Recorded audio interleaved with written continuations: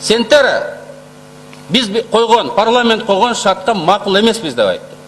Қолыңардан емне келеді деп айтты. Ел емессіңдер деді, мемлекет емессіңдер деді. Ушынтип ачык айтыш керек пе? Ачык, дипломатиялық сөзменен емес, кыргызча которганда так ушынтип айтты. Қолыңдан эмне келет? Өкмөт алмаштырган, президент алмаштырган, силерди де алмаштырам деп атат. Ошол жерден айлык алган адамдарды кыргыз элине, кыргыз мамлекетине, өкмөткө каршы тукуруп атат. Эми Атамекен фракциясы мыйзам киргизгенбиз. Саботаж.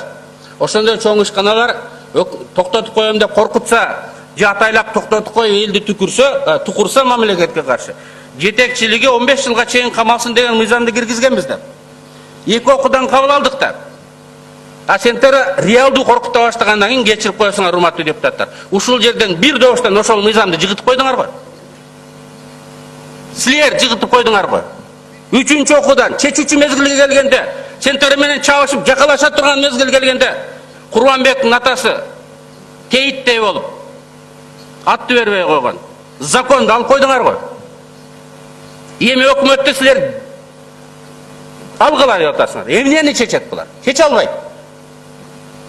Чечиш үчүн бир гана секрети бар. Баарыбыз ынтымак болушубуз керек.